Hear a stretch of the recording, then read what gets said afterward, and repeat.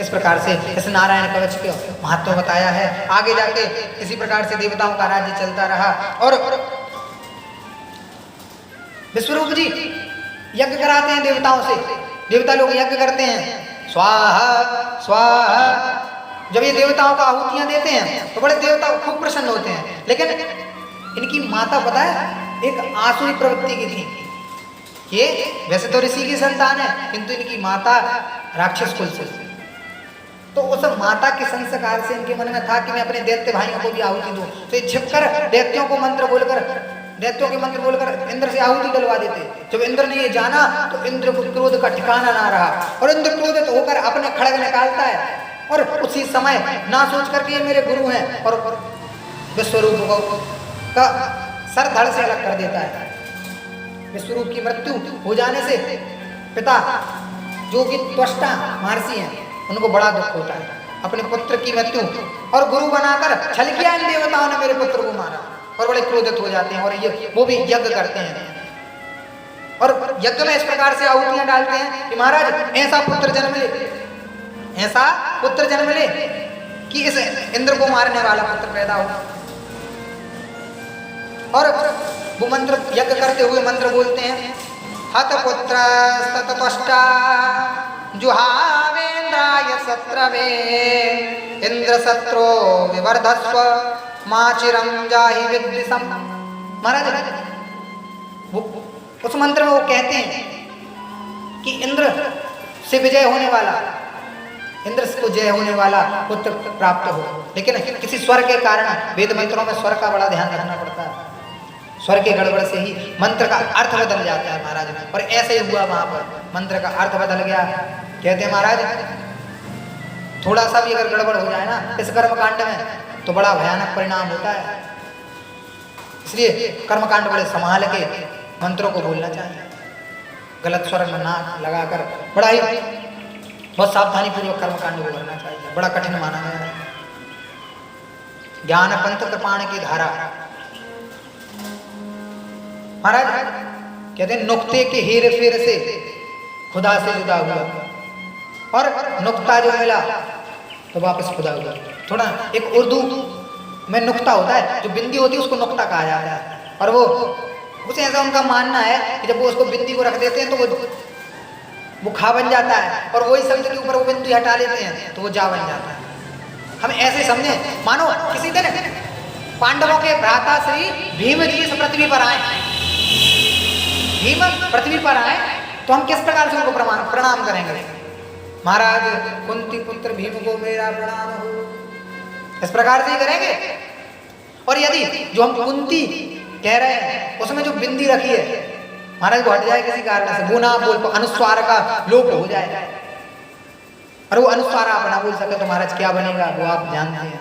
और यदि आपने वो कह दिया तो फिर भीम का गदा होगा और आपका सर होगा।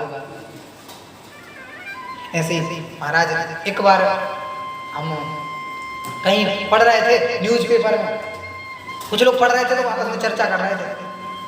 कुछ लोग न्यूज़पेपर, आजकल न्यूज़पेपर खूब पढ़ते हैं लोग, न्यूज़पेपर पढ़ रहे थे तो उसमें लिखा था, अरे उसमें लिखा था भूमाफिया को बंदर खा गया, भूमाफिया को बंदर खा गया।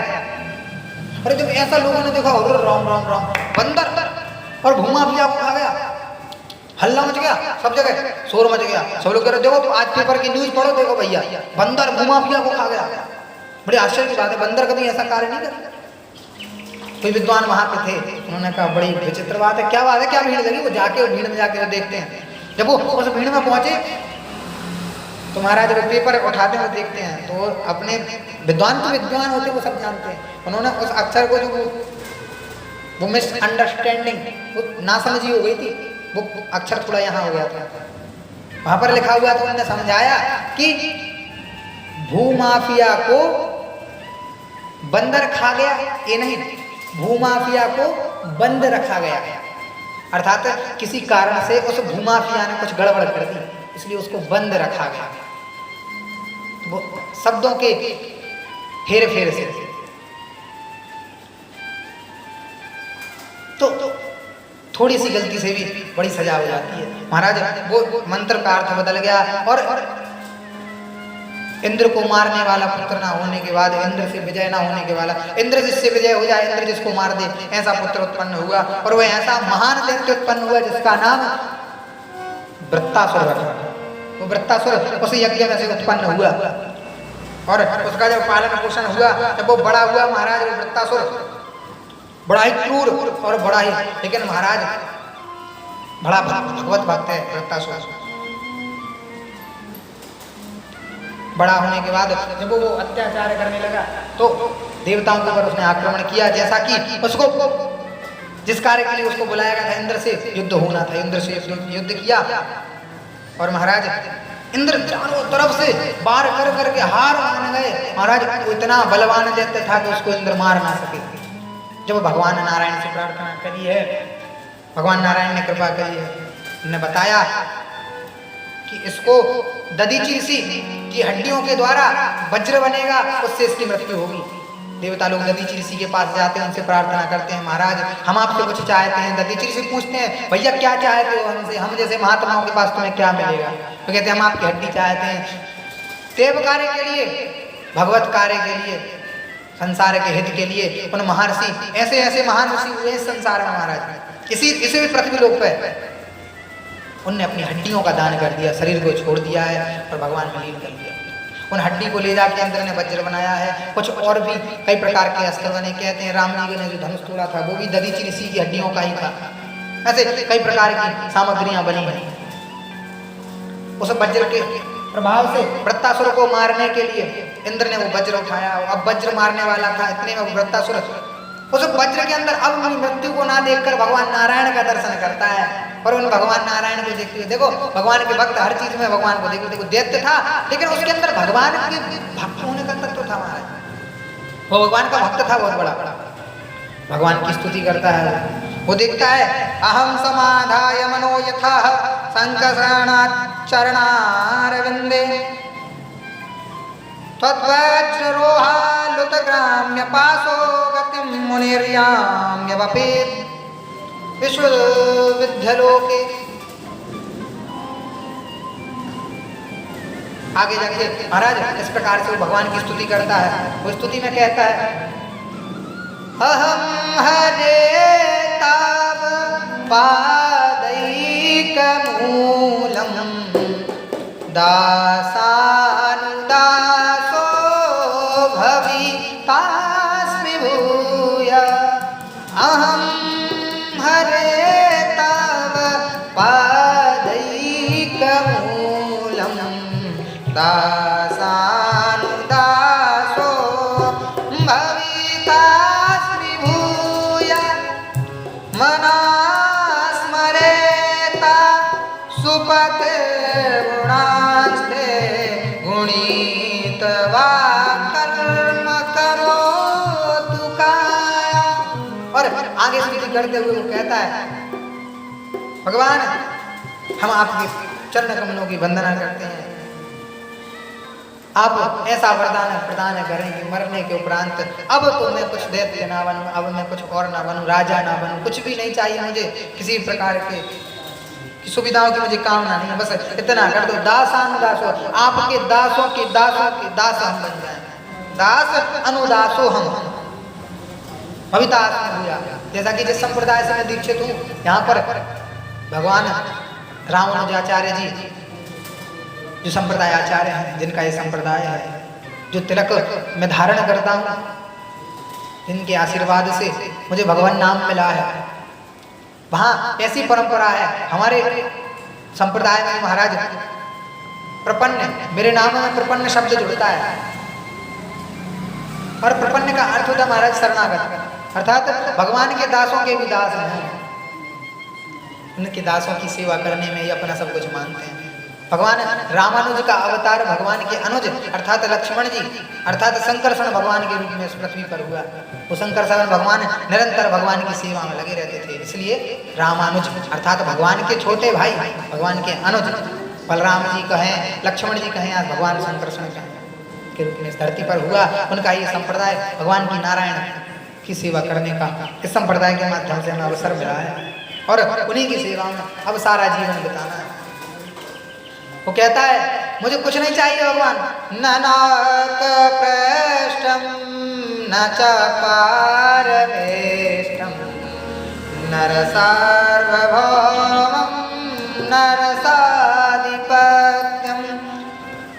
न योगसिद्धिर्न पुनर्भवं वा समञ्जसत्वा विहरैयकाङ्क्षे समञ्जसत्वा विहरैयकाङ्क्षे।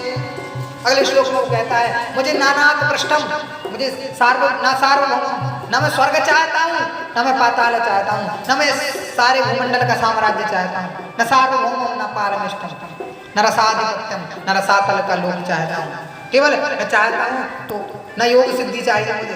तो भगवान ने पूछा कि भैया चाहते क्या हो? तो कहा मैं बस निरंतर आपकी विरह वेदना की अग्नि में निरंतर सुलगता रहूं, मैं आपकी विरह में निरंतर लगा रहा हूं। भगवान जो तड़प आपके विरह में है ना हमारा भगवान, वो हमें प्राप्त हो,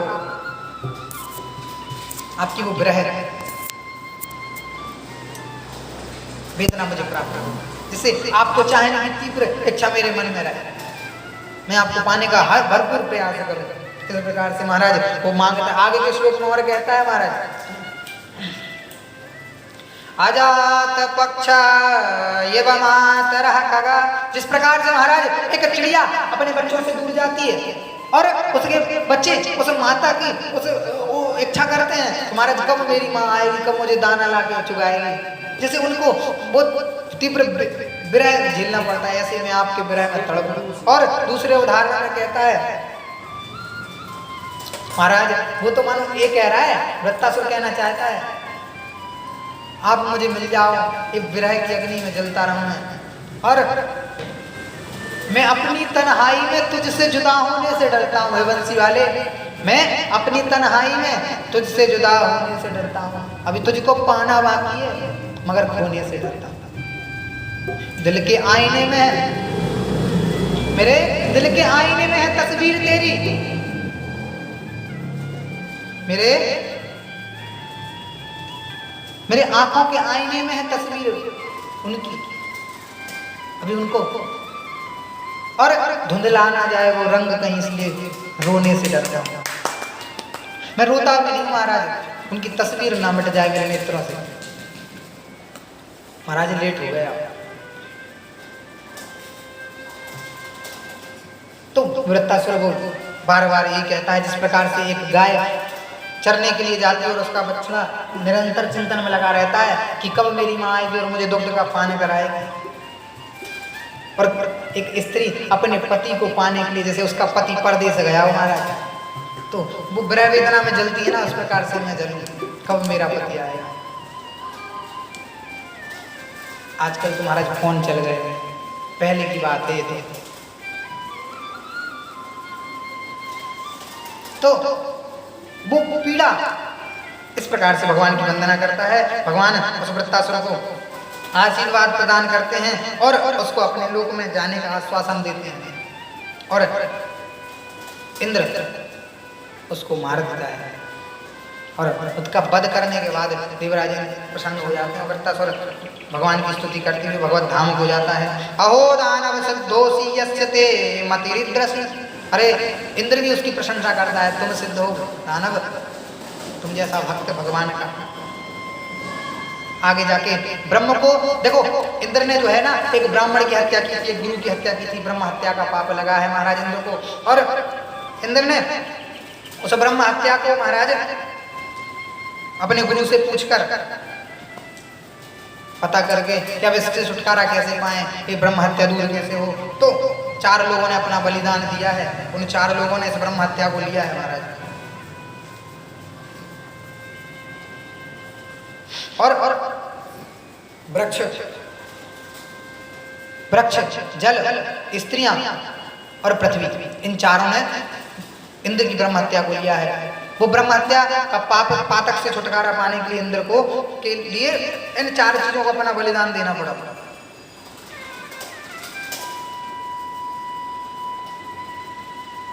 वृक्षों के अंदर ये ब्रह्म हत्या, वो आपने देखा होगा, एक जब वृक्ष कट जाता है तो उसमें से एक चिकचिका पदार्थ गोंद के रूप में निकलता है, वो ब्रह्म हत्या का पातक है जो इंद्र ने उससे छुटकारा पाया। और जल के रूप में, जल के ऊपर जब वो बुदबुदा बन के, जब वो फसूकर टाइप का बन के आता है महाराज, जल के ऊपर जब वो फैन बन के आता है,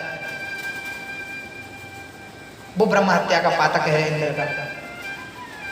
और महाराज वृक्षों ने, जल ने और पृथ्वी ने इसको काई के रूप में धारण किया अपने ऊपर, सहवाल के रूप में। और महाराज स्त्रियों को भी ये पातक लेना पड़ा, स्त्रियों ने भी स्वीकार किया। और ऋतु धर्म होता है उन्हें, मासिक धर्म, उसके रूप में उन्होंने वो इंद्र का ब्रह्म हत्या का पातक लिया है। आगे जाके इंद्र ब्रह्म हत्या से मुक्त हुए और अपना शासन करने लगे। ये जो मानो सुखदेव जी से राजा परीक्षित ने इसका पूर्व चरित्र सुना कि ये भगवान का भक्त कैसे, ये तो दैत्य है, ये भगवान का भक्त कैसे हो सकता है। तब सुखदेव जी ने इसका पूर्व चरित्र, ये चित्रकेतु नाम का एक गंधर्व था जो पार्वती मैया के शाप से वृत्तासुर दैत्य बना, ऐसी सब कथा वो सुनाते हैं। और आगे जाके महाराज जो कश्यप जी की 2 पत्नियां हैं, प्रहलाद जी का चरित्र कल इसमें आता है। कश्यप जी की पत्नियां हैं, उनमें से दिति और अदिति, अदिति के देवता और दिति के दैत्य हुए। पुनः दिति के ही पुत्र, बड़ा पुत्र जो था हिरण्याक्ष, तो भगवान बारह ने मार दिया, लेकिन हिरण्यकशिपु था वो बड़ा ही, वैसे प्रजा बड़ी सुखी थी उसके राज्य में, कोई था तो दुराचारी ही था, किंतु प्रजा को कष्ट नहीं देता था, वो भगवान से नफरत करता था, वो भगवान नारायण के नाम से वो कहीं सुनना नहीं चाहता था, वो भगवान को शत्रु मानता था। क्यों शत्रु क्यों मानता था? क्योंकि भगवान नारायण ने सूकर बनकर, अवतार 12 बनकर उसके भाई को मारा था। तब से उसके मन में अपने भाई के विरह की अग्नि लगी है ना, तब से वो भगवान से चिढ़ता है, और जो भी उसके सामने भगवान का नाम लेता है उसे छोड़ता नहीं महाराज।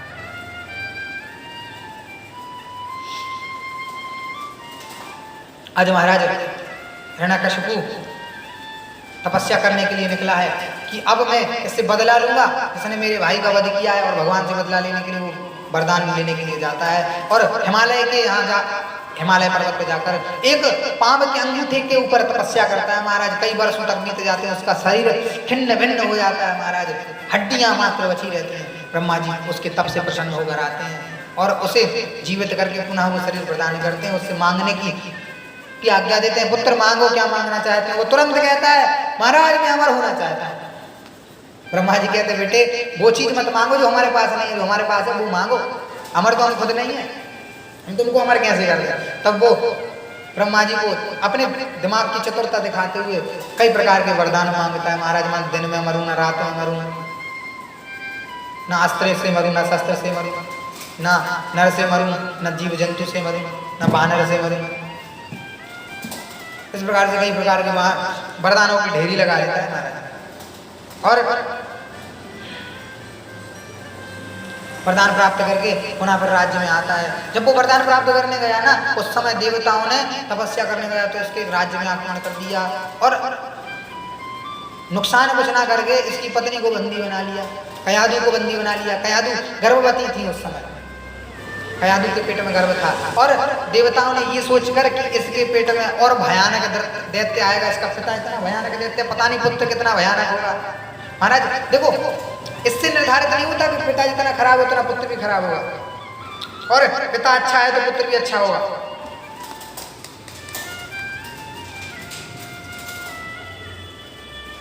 और कयादू गर्भवती थी, तब देवर्षि नारद वहां आए हैं। उस गर्भ को नष्ट करने के लिए इंद्र वज्र का प्रहार करने वाले थे, देवर्षि नारद ने रोका है। नहीं देवराज, उचित नहीं है ये, तुम देवताओं के सिंहासन पर बैठे हो, देवताओं के राजा होकर ऐसा पाप कर रहे हो। तुमको पता है इसके घर में कौन है, दैत्य है या कोई भगवान का भगवत भक्त है? तो देवराज ने कहा नहीं भगवान, लेकिन दैत्य है, पक्का दैत्य हुआ। देखिए ऐसी कभी शंका नहीं करनी चाहिए कि जिसका पिता दुराचारी है, धर्मात्मा है, तो उसका पुत्र वैसा ही होगा। एक बार स्वामी विवेकानंद विदेश यात्रा पर गए, जब वो शिकागो में धर्म सम्मेलन हुआ था, उस समय की बात है, तो विवेकानंद जी ने वहां से भाषण देके जब वो इस भारत देश का प्रचार करके भाइयों बहनों का संबोधन जो पहली बार उन्होंने दिया, सब कुछ करके जब वो मंच से नीचे आए हैं, तब कुछ लोग घेर कर उन्हें खड़े हो गए। उनमें से एक महिला जो बड़ी सुंदर, बहुत सुंदर, और उनसे आके कहती है, स्वामी जी बताएं क्या आपकी क्या इच्छा है। स्वामी जी मैं आपसे विवाह करना चाहता हूं, और उनके सामने विवाह का प्रस्ताव रखा। देखिए स्वामी विवेकानंद जी विवाह करना नहीं चाहते थे, लेकिन उसको मना नहीं किया। उन्होंने उद्देश्य जानने का प्रयास किया, देवी आप किस उद्देश्य से मुझसे विवाह करना चाहते हैं। उसने कहा मैं आपको देखकर बड़ी प्रसन्न हुई हूँ, मुझे बड़ा सुख मिला है आपकी बात सुन के, आप जैसा ज्ञानी मैंने कहीं नहीं देखा, तो मैं चाहती हूँ मैं आपसे विवाह करूँ और आप ही के जैसा मुझे पुत्र मिल जाएगा, मेरे गर्भ से आप ही जैसा पुत्र होगा। जब मैं आपसे विवाह करूँगी तभी तो ये होगा, करूँगी। तब विवेकानंद जी ने धैर्य के साथ उससे कहा, देवी देखो हम आपसे विवाह करने के लिए मना नहीं करते, हम आपसे विवाह कर लेंगे तो कोई दिक्कत नहीं, किंतु एक बात विचार करके देखो कि जिस कारण से आप विवाह करना चाहते हैं, पता है आपको कि जिस आप मुझसे विवाह करोगे और पुत्र धर्मात्मा ज्ञानी ही निकले, ज्ञानी हो, पता नहीं कोई क्रूर आत्मा पैदा हो जाए, कोई निरक्षर हो जाए, जो कुछ ना जानता मूर्ख पैदा हो जाए। फिर विचार किया उसने मन में, तो फिर स्वामी जी ने उसने पूछा, स्वामी जी अब मैं क्या करूँ। स्वामी जी ने कहा, आप ऐसा करो, आपको तो ज्ञानी पुत्र की प्राप्ति करनी है, ऐसा करो आप मेरी माता और आप मुझे अपना पुत्र स्वीकार कर लो, आप मुझे अपने पुत्र के रूप में स्वीकार कर लो। ऐसे थे महान पुरुष भारत देश के, महाराज उस देश में हमने महान है देश। तो महाराज इसी प्रकार से नारद जी ने उनको समझाया, देवराज इंद्र माने हैं, और देवर्षि नारद से कयाधु ने कहा, अब मैं किसके सहारे रहूंगी, इनने तो सारा नगर उजाड़ दिया। तब कयाधु को देवर्षि नारद अपनी कुटिया पर ले जाते हैं, वहां पर रह के खूब भगवान का भजन, भगवान की कथा सुनाते हैं। इनके गर्भ में प्रहलाद जी महाराज हैं, जो भविष्य में जाकर भगवान के भक्त बनेंगे। महाराज देवर्षि नारद के द्वारा पढ़ाया हुआ पाठ जब वो कयाधु सुनती हैं, तो कयाधु के दिमाग में कुछ बात बैठती, कुछ नहीं बैठती, स्त्री स्वभाव के कारण, ठीक है ना। जिनके गर्भ में जो पुत्र भगवान का भक्त पल रहा है ना, ये सब उसके लिए प्रयास चल रहा है, भगवान पहले से इंतजाम कर देते हैं अपने भक्तों का। महाराज जब प्रहलाद जी सारी बातें सुनते हैं और भगवान के नाम से जब जन्म लेते हैं, तो एक भगवान के भक्त के रूप में प्रहलाद जी का जन्म होता है, उनका नामकरण होता है। बोले प्रहलाद जी महाराज की जय।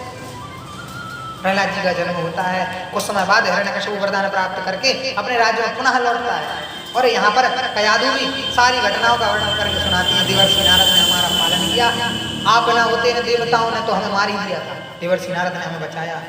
तब से देवर्षि नारद के प्रति उस हिरण्यकशिपु का बड़ा विश्वास हो गया, उनकी बात को मान लेता। प्रहलाद जी बड़े होते गए, उनको विद्यालय भेजा गया। दैत्यों के विद्यालय में जब भेजा गया, तो महाराज उनको कहा कि इसको दैत्यों के अनुचित जो भी शिक्षा होती है वो पढ़ाएं। महाराज आज की हमारी भी शिक्षा पद्धति दैत्यों जैसी है। अब वो खुल के नहीं कह सकता हूं, लेकिन आप समझदार हैं, बस अपने पेट पालने के लिए पढ़ रहे हैं। और जब वो शिक्षा पद्धति, ऐसी शिक्षा पद्धति पढ़ाई जाएगी, तो विद्यार्थियों का भविष्य क्या होगा ये आप भविष्य में ही देख पाएंगे, यदि आज नहीं सुधार किया। देखिए पढ़ाएं, लेकिन घर में संस्कार भी रहें। और हिरण्यकशिपु ने भेजा। प्रहलाद जी जब पहली बार विद्यालय में गए हैं, तो सब देख के उन्हें नई नई चीज़ों से अवगत हुए हैं, विद्यालय में किस प्रकार से रहना चाहिए। प्रहलाद जी बड़े भावपूर्ण ढंग से पढ़ते हैं। और महाराज प्रहलाद जी बड़े होशियार हैं, अच्छी अच्छी शिक्षा ग्रहण करते हैं, किंतु जो दैत्यों का जो तामसी स्वभाव, उनको हिंसा करने का मार्ग इत्यादि जो उनको पढ़ाया जाता है, उनके समझ में नहीं आता है। और वो महाराज जब पहली बार पढ़ के आए, तो कोई भी पिता होगा अपने पुत्र से पूछेगा, पुत्र ऐसी प्रकार से हिरण्यकशिपु ने पूछा, पुत्र तुम जो सबसे अच्छी शिक्षा प्राप्त करके आए हो वो हमको बताओ। तब प्रहलाद जी महाराज अच्छी शिक्षा के बारे में उनको अवगत कराते, उनको बताते हैं और कहते हैं पहली शिक्षा के बारे में पिताजी, मैंने जो अच्छी शिक्षा ग्रहण की है उस शिक्षा में मैंने ये जाना है कि ये जो संसार है ना, ये अंधाकूप है, ये कुआं है महाराज। और ये अंधा कुआं, इसमें जो गिर जाता है ना महाराज, उसको अपने प्राण से हाथ धोना पड़ता है। इसलिए इस ग्रह अंधकूप से बचने के लिए महाराज हमें भगवान की शरणागति ग्रहण करना चाहिए। इस ग्रह रूपी सारे संसार को छोड़कर हम जंगल में एकांत में जाकर भगवान का भजन करें। और जब ये बात सुनता है हिरण्यकश्यप तो एकदम बौखला जाता है। ये शिक्षा तुमने कहां से पढ़ाई? ये शिक्षा पुत्र तुमने कहां से प्राप्त की? ये तुमको किसने बता दिया? प्रहलाद जी कहते हैं, पिताजी किसी ने नहीं, ये तो मुझे स्वयं से प्राप्त है। तब हिरण्यकश्यप नहीं मानता और उनके गुरुओं को बुलाता है। इनके गुरु हैं दैत्य ऋषि शुक्राचार्य जी के पुत्र संड और अमर। संडामर्क इनके दो गुरु हैं। और ये गुरु आते हैं राज्यसभा में।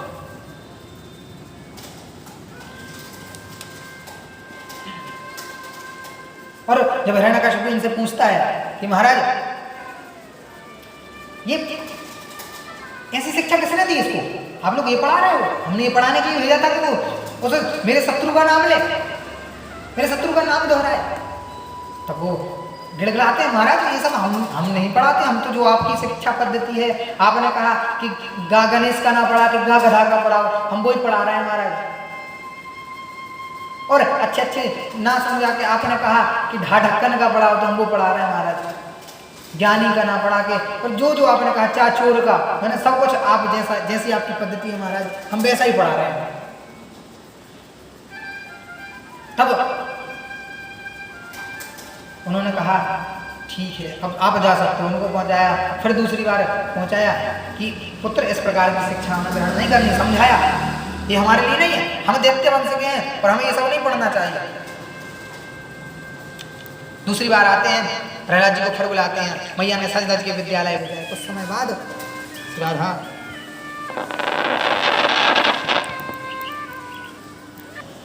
बोले बांके बिहारी लाल की जय। महाराज प्रहलाद जी इस प्रकार से प्रहलाद जी ने अपने पिता हिरण्यकश्यप को समझाया है। मानो प्रहलाद जी कह रहे हैं, पिताजी इस जो अंधकूप में आप पड़े हो ये ठीक नहीं है। भरी हलाद कह भक्त प्रहलाद सुनो तात सत्य बात, अति मोही जो सोहाई। दुख का स्वरूप ग्रह महा अंधकूप, जाम तेरी मेरी कर व्यर्थ जीवन बिताइए। पाके नरतन नहीं करे जो जतन, होवे आत्म पतन जासो पीछे पछताइए। ऐसे ग्रह त्याग जाम जंगल को भाग, प्रभु पद अनुराग जन्म सफल बनाइए। जब ये बात हिरण्यकश्यप ने सुनी कि कहाँ से पट्टी पड़ रहा है, उन गुरुओं को डांटा है, दोबारा विद्यालय में भेजा। फिर एक दिन फिर पुनः बुलाया है और इस बार फिर पूछते हैं, बेटा इस बार तुमने क्या अच्छी शिक्षा पढ़ी है, कौन सा अच्छा पाठ पढ़ा है वो मुझे सुनाओ। तो इस बार प्रहलाद जी कहते हैं, पिताजी इस बार मैंने 9 अच्छे पाठ पढ़े। और एक तो ठीक 9 अच्छे पाठ पढ़े हैं, बेटा सुनाओ।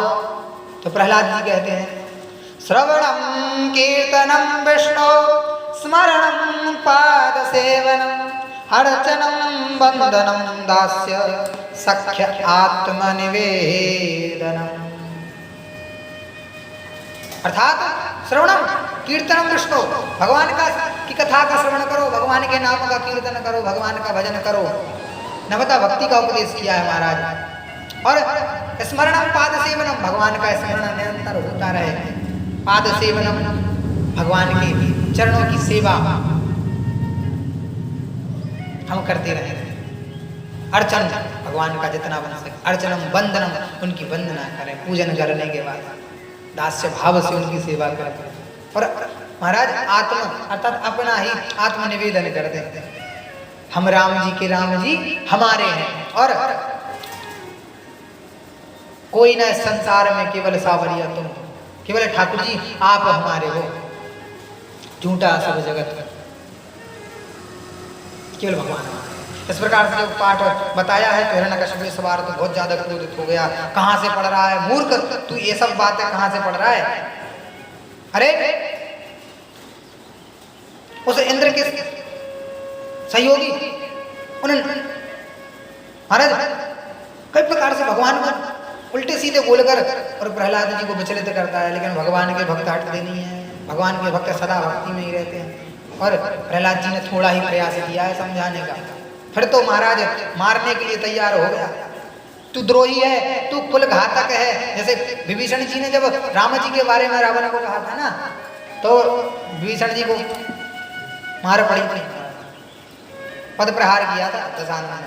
उसी प्रकार से महाराज अब तो प्रहलाद जी को महाराज जब नहीं माने ना, और जब उन्होंने भगवान की भक्ति का बार बार वर्णन किया, भगवान से विलग होने से मना कर दिया और इस प्रकार की शिक्षा ग्रहण ना करना, और जब भगवान का चिंतन ज्यादा किया तो फिर उनको मारने के प्रयास करने लगे। ये तो यदि ये ऐसा करेगा तो राक्षसों का संहार हो जाएगा महाराज, वो विष्णु द्रोही है दैत्यों का, और सारे दैत्य मारे जाएंगे।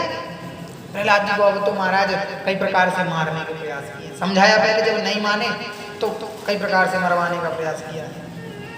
प्रहलाद जी अब तो महाराज पता है, जब विद्यालय में प्रहलाद जी जाते हैं तो विद्यालय के विद्यार्थी पूछते प्रहलाद तुम क्या करते रहते हो, अपने आप में बड़े खुश रहते हो, तुम क्या बात है?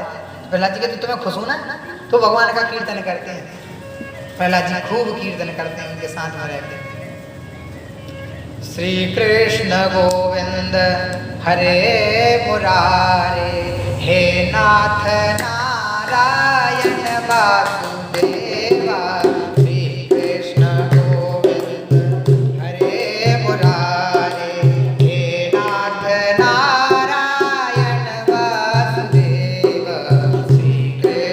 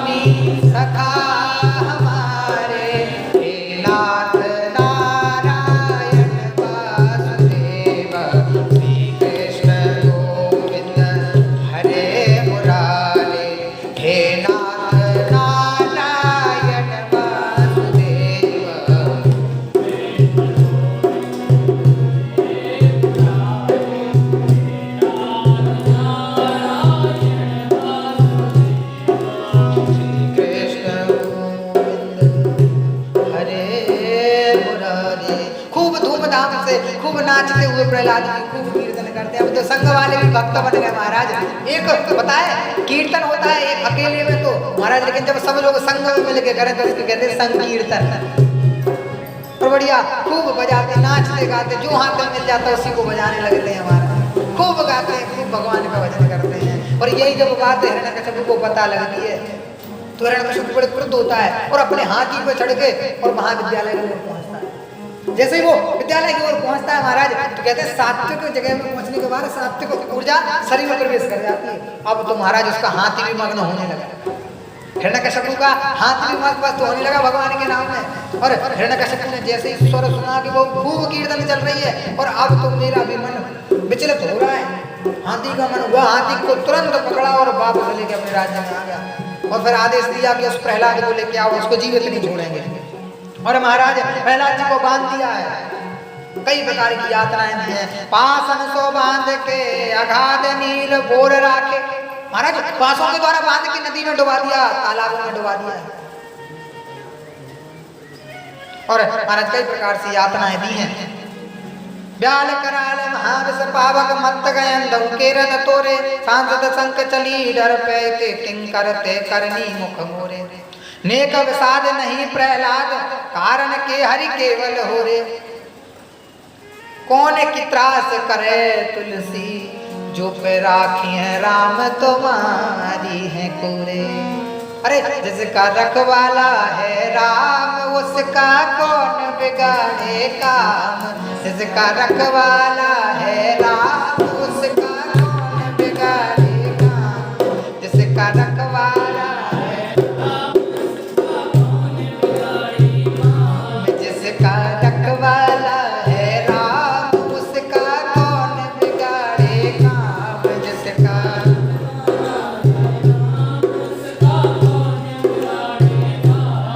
उसका कौन बिगाड़े काम। जिसका रखवाला है राम, उसका कौन बिगाड़े काम। जिसका जिसका हो जिसका रखवाला है राम, उसका कौन बिगाड़े काम। जिसका रखवाला है राम, उसका कौन बिगाड़े काम। महाराज कुछ भी नहीं बिगाड़ सके। प्रहलाद जी को पर्वत से पटका है, कुछ भी नहीं हुआ। प्रहलाद जी वापस घर आए हैं। हिरण्यकशिपु हार मान गए, अब तो ये मेरा विनाश करके ही छोड़ेगा। अब तो डरने लगे प्रहलाद जी से। और उन विद्यार्थियों को भी प्रहलाद जी ने शिक्षा दी। कौमारम आचरेत प्राज्ञो धर्मान भगवतान्यः, दुर्लभम मानुषम जन्म तदप्य ध्रुवमर्तदम्। भगवान का भजन कुमार अवस्था से ही करना चाहिए, वृद्ध अवस्था का इंतजार नहीं करना चाहिए। महाराज प्रसंग तो बड़ा है, समय के अभाव में संक्षेप में ही आगे जाके प्रहलाद जी को जब हिरण्यकशिपु अत्यधिक पीड़ा देता है तो भगवान से सहन नहीं होता। भगवान देखो अपना अपराध तो सहन कर सकते हैं राम जी, लेकिन अपने भक्तों का अपराध नहीं सहन कर सकते। जो अपराध भगत कर गए राम को पावक सुजरे। मैं अपने भक्तों का अपराध नहीं देख सकता। और भगवान आगे प्रहलाद जब वर्णन करते जाते हैं, भगवान का नाम करते हैं, तो पूछता है अच्छा तू जिसके भरोसे जी रहा है वो कहाँ है। अरे प्रहलाद जी हंसते हुए कहते पिताजी ये बताओ कि है कहाँ नहीं। अरे किस स्थान पर भगवान नहीं है। सब में व्यापा, सब में समाया, भगवान सब में है। कण कण में भगवान सृष्टि के विद्यमान है। तो प्रहलाद जी से कहा यहाँ वहाँ चारों तरफ सब जगह जब कहा है तो पास ही एक खंबा था महाराज, उसकी ओर इशारा किया हिरण्यकशिपु ने और कहा क्या इस खंबे में भी तेरा नारायण है। प्रहलाद जी ने कहा हाँ पिताजी, ऐसे खंबे में भी मेरे भगवान नारायण है। उन्होंने कहा अब तो महाराज इसको छोड़ूंगा नहीं, आज खंबे से निकालेंगे बताएंगे। और जैसे महाराज उस खंबे में अपनी गदा का प्रहार लिया है और महाराज गदा लेकर जैसे ही प्रहार किया है और खंबा तोड़ के नीचे गिराया है और धड़ धड़ की आवाज करते हुए एकदम से खंबा नीचे गिरा है। और खंबे में से एकदम भगवान जब देखते हैं तो एक तीव्र प्रकाश होता है और भगवान आधे सिंह और आधे नर के रूप में अवतार लेकर प्रस्तुत हो जाते हैं। भक्त के लिए भगवान कुछ भी बन जाते हैं। बोले नरसिंह भगवान की जय। आज तो महाराज नरसिंह भगवान प्रकट हो गए प्रहलाद के लिए। और भगवान जब देखिए जब रावण या कोई दैत्य अत्याचार करे ना महाराज, किसी को भी अत्याचार करने के पूर्व ये ध्यान रखना चाहिए कि अगर हम भगवान के भक्त का अपराध करेंगे, भागवतापचार करेंगे तो महाराज फिर भगवान आने के लिए किसी परिस्थिति की आवश्यकता नहीं है। हाँ रावण पता है जब ऐसे ज्यादा ऋषि मुनियों को ज्यादा तंग करने लगा तो ऋषि मुनियों ने कहा कि देखो रावण ज्यादा अत्याचार तो करो मत, नहीं तो अभी तो भगवान ने ये कहा है कि समय आने पर राजा दशरथ के यहाँ में पुत्र को जन्म रूप में जन्म लेकर आऊंगा। वो घटना मत भूलना जब तुम हिरण्यकशिपु बने थे और भगवान ने गर्भ का इंतजार नहीं किया था कि महाराज 9 महीने गर्भ में रहेंगे। तब 9वीं तिथि मधुमास पुनीता शुक्ल पक्ष अभिजित हरिप्रीता, जब मुहूर्त आएगा तब भगवान प्रकट होंगे। भगवान के भक्तों का अपराध करोगे तो भगवान खंबे में से फाड़ के भी आ जाते हैं। भगवान को गर्भ की आवश्यकता नहीं है। बोले सच्चिदानंद भगवान की जय। और नरसिंह भगवान आए हैं। अब तो महाराज हिरण्यकशिपु कांप गया और कुछ अक्क बक्क सब कुछ भूल गया। और जैसे ही भगवान ने उसको भगवान ने फिर नहीं समझाया, खूब पहले समझा लिया प्रहलाद के माध्यम से।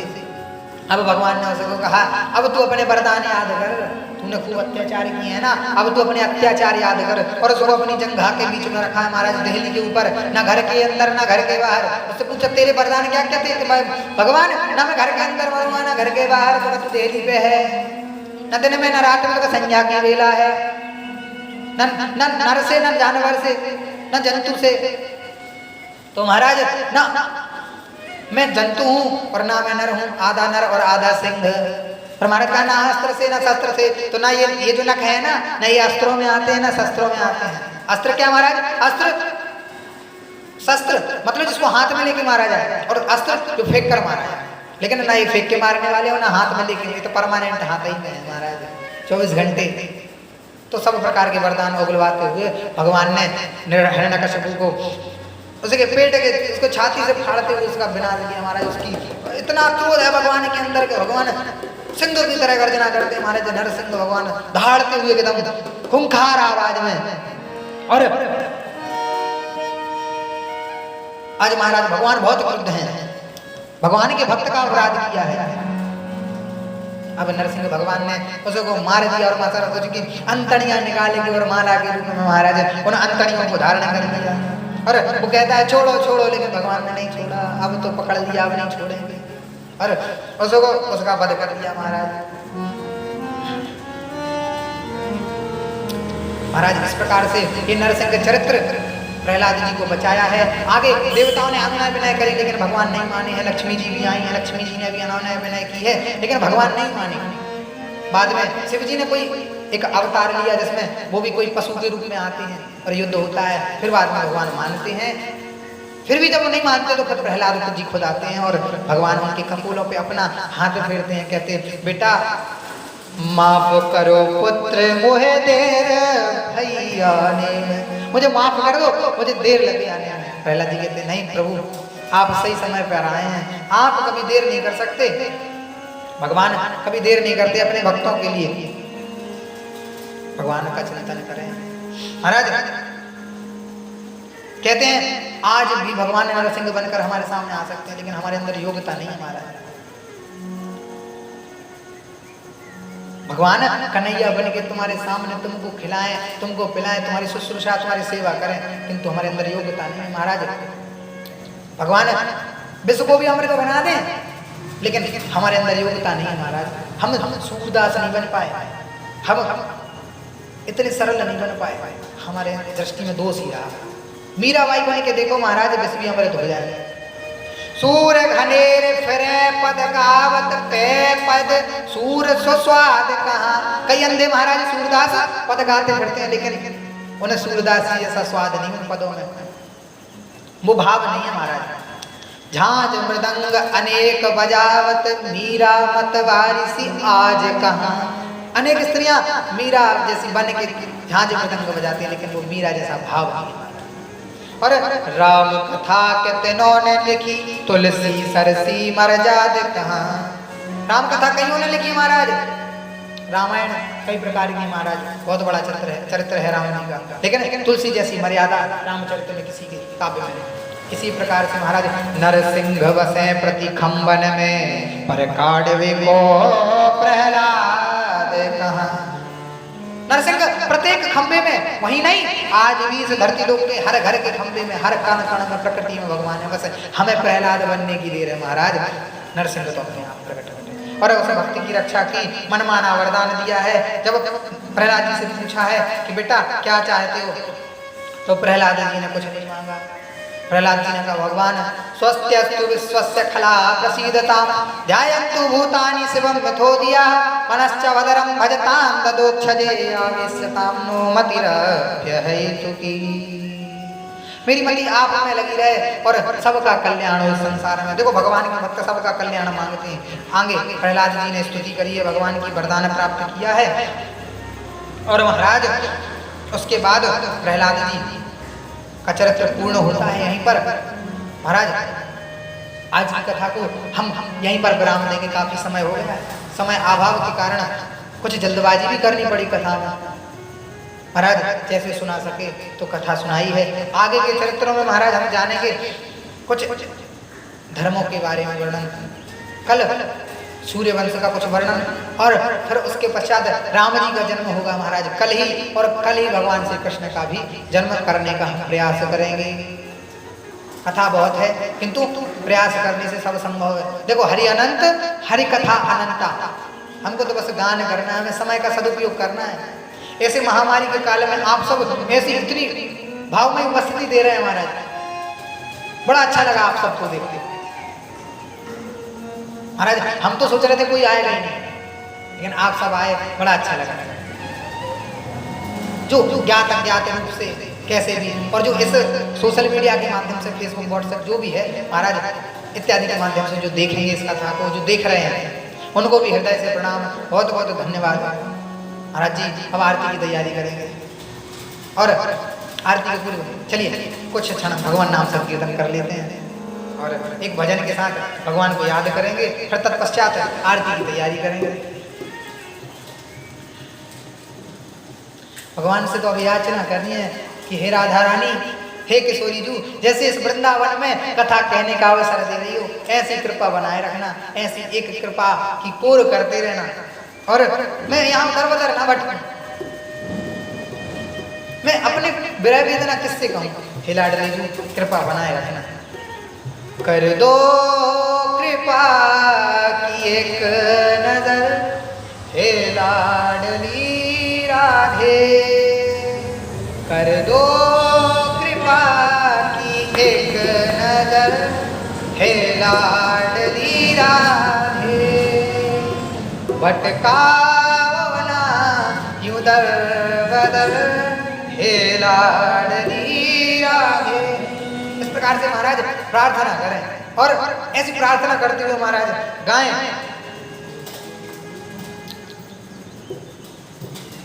भगवान के भजन गाते हुए भावमग्न। अरे सावरिया है सेठ, ओह सावरिया है सेठ, मारो राधा जी से ठानी है, सावरिया है सेठ, सावरिया है सेठ, मारे राधा जी से ठानी है, ओह सावरिया है सेठ, सावरिया है सेठ, मारी राधा जी से ठानी है, ये जाने दुनिया सारी है, सावरिया है सेठ, सावरिया है सेठ, मारी राधा जी से ठानी है, सावरिया है सेठ, सावरिया है सेठ, मारी राधा जी से ठानी है, ये जाने दुनिया सारी है, सावरिया है सेठ,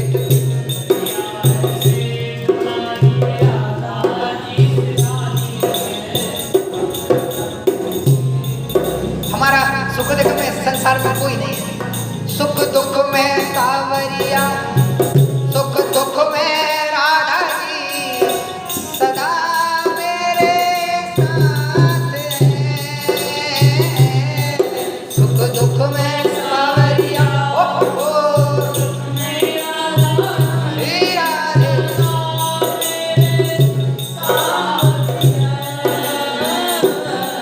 मेरी चिंता दूर करे, मेरी पीड़ा दूर करे, रख ले मेरी लाज है, ओ मेरी चिंता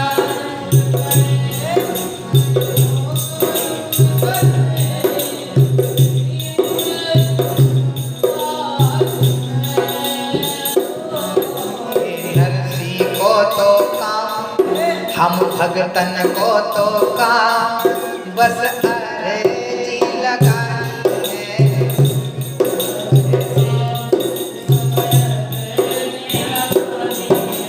सावरिया है सेठ, मारी राधा जी से ठानी है, सावरिया है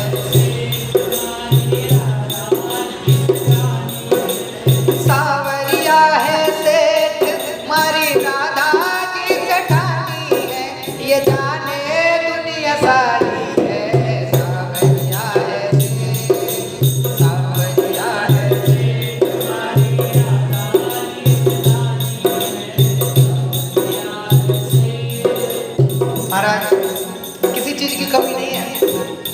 भरा पड़ा है, उनकी कृपा है, सब है। हो ना अन्न की कमी है, ना धन की कमी है, भरा भंडार है। ना अन्न की कमी हो, राधा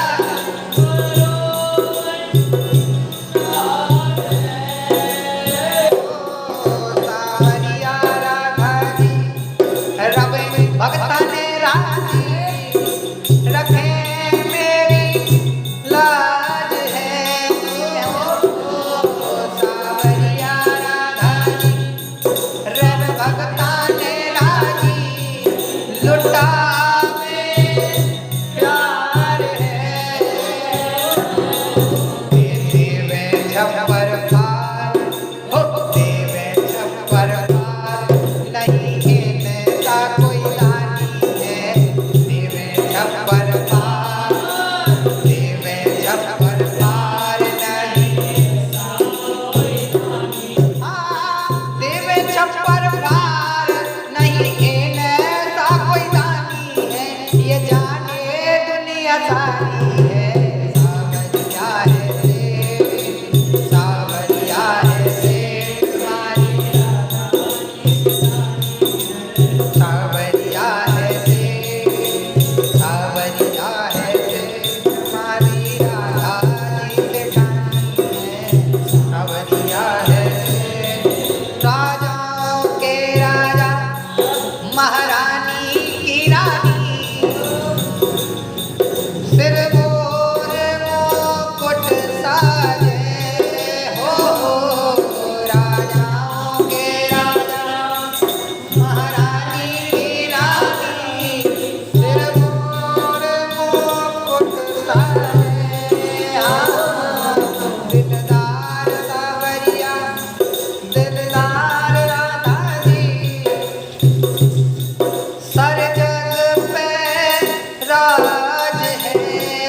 ओ दिलदार सावरिया, दिलदार राधा जी, सर जग पे राज है।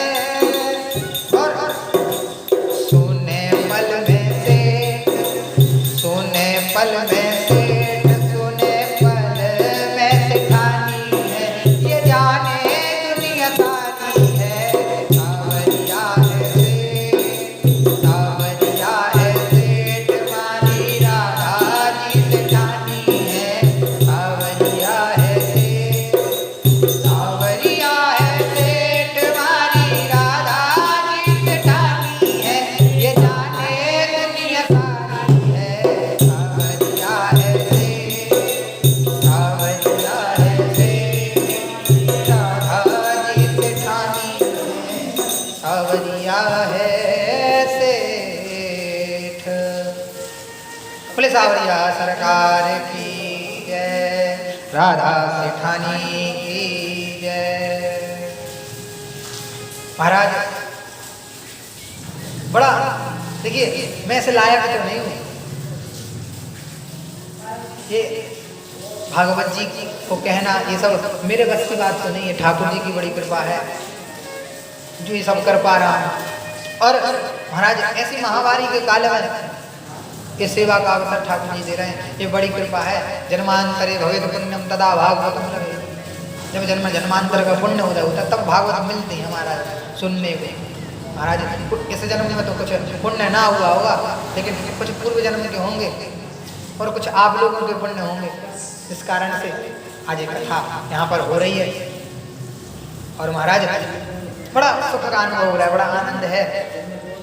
प्रहलाद जी का चरित्र इस तरह से संपन्न हुआ। आगे के चरित्रों में महाराज अब और वंशों का गृहस्थाश्रम इत्यादि का वर्णन होगा। आगे कल जो कथा होगी, कल की कथा महाराज अष्टम स्कंद की कथा है और 8वें स्कंद में महाराज गजग्राह का भी प्रसंग है। थोड़े थोड़े सारे प्रसंगों को स्पर्श करते हुए बड़ा आनंद के साथ इस समय को धन्य बनाएंगे। जितना भी क्षण क्षण मात्र में जो भगवत सत्संग हो रहा है, बड़ा धन्य आत्मा है हम। बड़े अच्छे समय है जो हमें सब भगवान का उत्तम चरित्र सुनने को मिल रहा है। चलिए महाराज जी आरती की तैयारी करें। ॐ ज्वालामण्डलिन्ये नमः गन्धाक्षतपुष्पाणि समर्पयामि हरिः ॐ चन्द्रमा मनसो यादृशो सूर्यो अजायत शूद्राद्वायुषप्राणशमुखार्विरजायत ॐ जय जगदीश हरे स्वामी जय जगदीश हरे भक्त जनों के संकट दास जनों के अवगुण बंसीवारा दूर करे हरि ओम जय जगदीश हरे जो ध्यावे फल पावे दुख विनसे मन का ओ स्वामी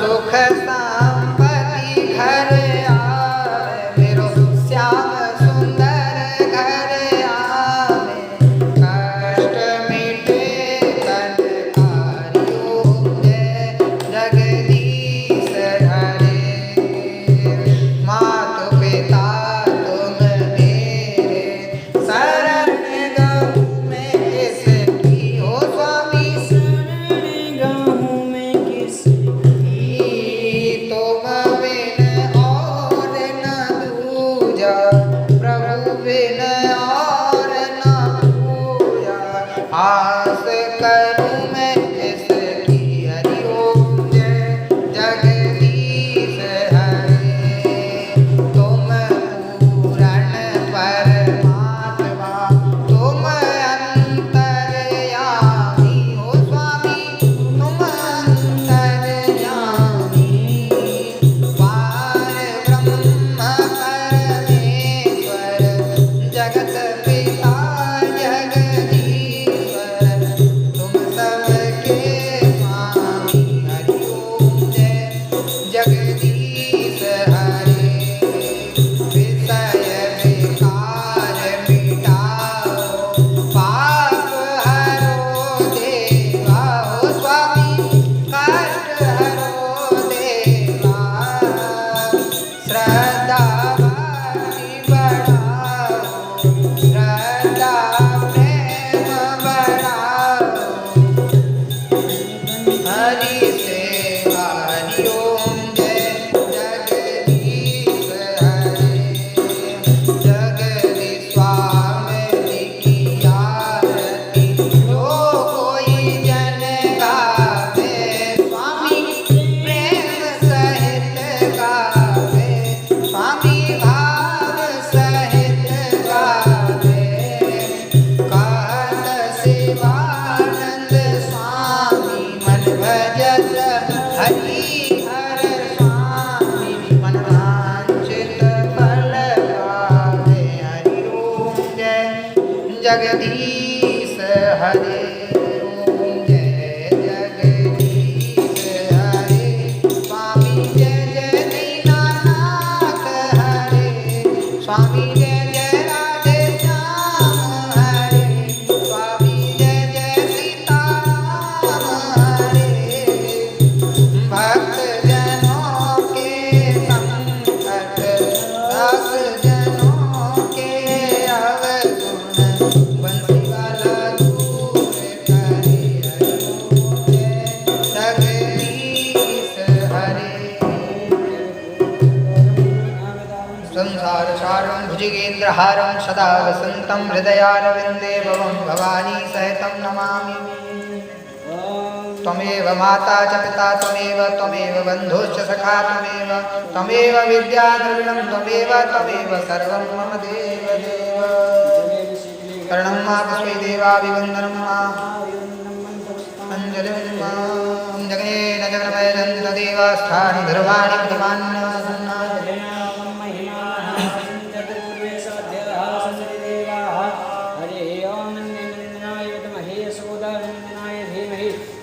श्री कृष्ण प्रचोदयात् हरि ओम तत्पुरुषाय विद्महे महादेवाय धीमहि तन्नो अनुग्रह प्रचोदयात् देवनिधिकावलितं भगवाटलाब्धे पुण्यनाङ्गजातिकरवीर सालपुत्रे भक्त्वा शीतलं लेभितां पूजयामि जगदीशदने प्रसीदा नानासुगन्धिपुष्पाणि यथाकालध्वानि च पुष्पाञ्जलिमया दत्तग्रहणपरमेश्वर मन्त्रपुष्पाञ्जलिं समर्पयामि। बोले श्रीमद्भागवत महापुराण की जय। सुखदेव जी महाराज जय की जय। व्यास श्री महाराज की जय। लाल की जय।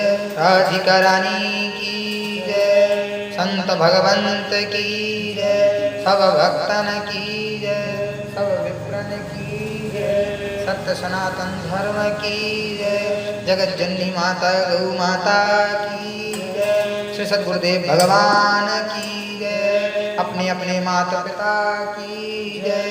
जय जय श्री राधे। जय जय श्री राधे। जय जय श्री राधे श्याम। नमः पार्वती पतये हर हर महादेव शिव शंभो।